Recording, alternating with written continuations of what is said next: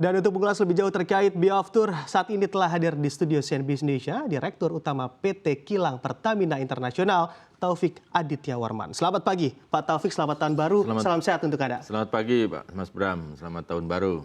Semoga tahun 2024 ini adalah lebih sukses untuk kita semua. Amin, kita doakan bersama seperti itu, Pak Taufik. Pak Taufik, juga kami mengupdate begitu ya, informasi dari PT Kilang Pertamina Internasional yang mana ini telah uji coba dari bioaftur SAF yang telah diuji coba di pesawat Garuda Indonesia di tahun lalu begitu ya Pak ya, di 2023 lalu. Sebetulnya kalau kami menanyakan terkait update-nya sejauh ini, langkahnya dan juga strateginya ke depan akan seperti apa? Akan dibawa kemana dari bioaftur ini Pak? Oke, ya tentunya alhamdulillah dengan uji coba komersial bioaftur 2,4% dengan pesawat Boeing, ya, pesawat Garuda, ya, Boeing 737-800NG dan juga sebelumnya turboprop dengan CN235, ini membuktikan bahwa kita sudah mampu untuk memproduksikan bioaftur 2,4%. Nah tentunya ke depan harapannya memang peningkatan penggunaan untuk bioaftur sendiri di aviation itu lebih nyata, ada demand yang lebih nyata sehingga plan kami atau pabrik kami yang di Cilacap yang saat ini kapasitas 9.000 barrel per hari itu bisa sustain untuk produksinya. Nah kemudian mungkin saya sampaikan bahwa untuk bahan baku nabatinya yang untuk bioaftur itu adalah campuran antara fossil fuel aftur dengan RBDPKO, artinya kan minyak inti sawit yang sudah dibersihkan dan juga sudah dibersihkan baik dari warna maupun daripada baunya, ya. Sehingga itu yang kita pakai dari komponen sawit.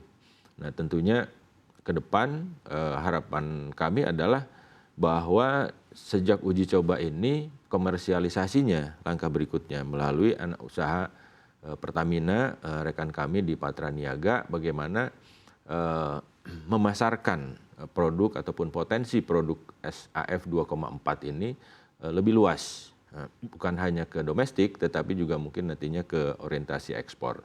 Kemudian berikutnya adalah langkah berikutnya bagaimana kita bisa memproduksikan SAF 100% ke depan. Nah makanya saat ini kami sedang mengembangkan untuk Green Refinery di Cilacap fase 2 sehingga nanti kita bisa memproduksikan SAF dengan kapasitas 6.000 barrel per hari, tapi ini SAF 100% bukan 2,4% lagi untuk memenuhi kebutuhan baik nantinya mungkin pemerintah akan memandatkan penggunaan SAF di 2035% untuk semua airlines, kita sudah siap dan juga mungkin nanti remaining produksinya kita bisa ekspor dan tentunya tadi disampaikan untuk mengurangi current account deficit kita, artinya kan dengan adanya bioaftur itu kita bisa mensubstitusikan kebutuhan untuk fossil fuel ke depan. Kira-kira mungkin seperti itu. Oke baik, Pak Taufik tadi sempat disinggung begitu ya terkait pemasaran dari produk ini.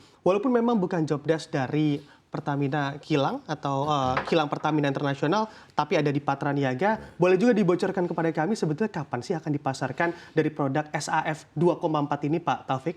Nah, sebenarnya kan rekan kita Patra Niaga sudah memulai kerjasama dengan beberapa off-taker di luar, menjajaki kemungkinan untuk memasarkan di luar. Nah itu once ada katakanlah demand, tentunya kita harus bersiap diri. Artinya kan dari sisi kami di kilang atau di pabrik, ya kita siap anytime Patra Niaga meminta produk untuk dipasarkan baik di dalam negeri maupun di ekspor.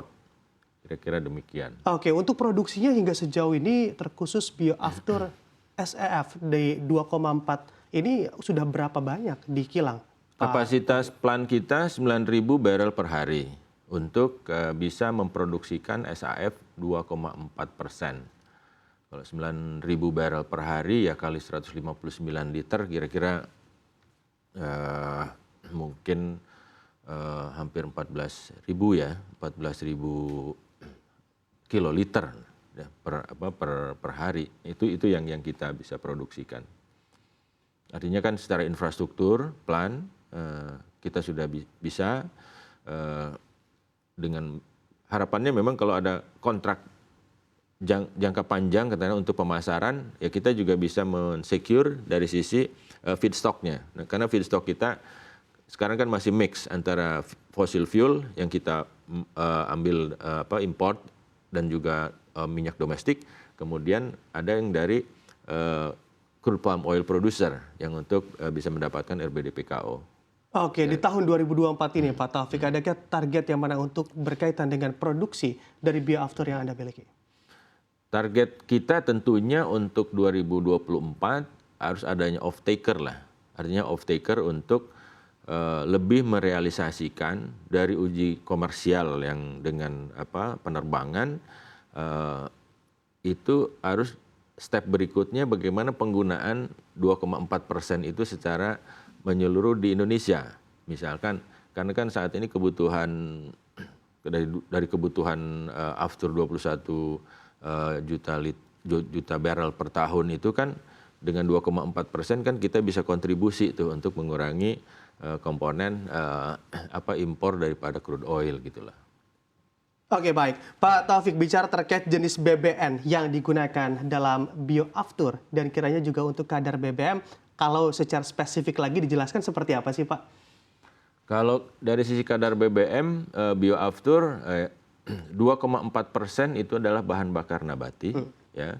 Berarti kan 97,6%-nya itu aftur yang kita produksikan dari fosil. Nah, bagaimana kita memproduksikan, produksinya adalah melalui co-processing tentunya. Co-processing di plant kita di Cilacap, bahwa 2,4% bahan bakar baku nabati tersebut itu di mix dalam hydrotreating unit yang ada di kilang kita di Cilacap. Jadi sekali lagi bahwa 2,4% komponen nabatinya, 97,6% adalah aftur yang konvensional, artinya yang kita selama ini produksikan dari fossil fuel.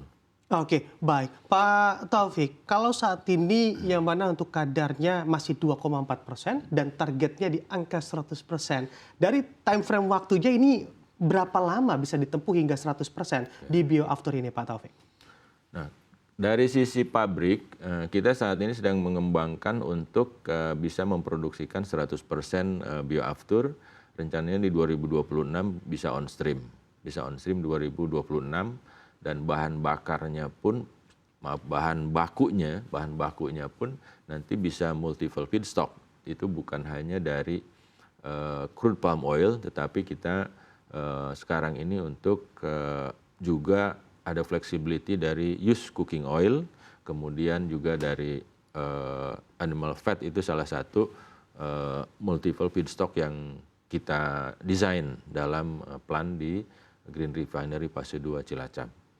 Kira-kira itu. Oke, kenapa juga kalau kita perhatikan begitu ya Pak, ini waktunya juga sebetulnya tidak sebentar begitu untuk mencapai 100%. Sebetulnya andai masyarakat juga ingin tahu, ada tantangan apa di sana untuk pengembangan hingga 100% nanti? Saat ini kan pemerintah itu mencanangkan 5% untuk SAF penggunaan bioaftur itu 5% di 2030. Nah, dalam rentang waktu itulah kita merencanakan kesiapan dari refinery and petchem di subholding kami untuk menyiapkan bioaftur plant itu dalam rentang waktu tersebut. Nah, memang nanti ada peluang walaupun di kita dalam negeri mungkin hanya 5% itu mandatory requirement untuk airline, tetapi kita harus lihat melalui Patraniaga tadi yang saya sampaikan, keluar seperti apa demand di luar, karena yang kami peroleh juga saat ini bahwa requirement di luar sudah lebih duluan untuk penggunaan bioaftur. Nah, itu ada opportunity untuk kita bisa mendapatkan revenue stream dari ekspor untuk bioaftur ini ke depan. Itu mungkin Mas.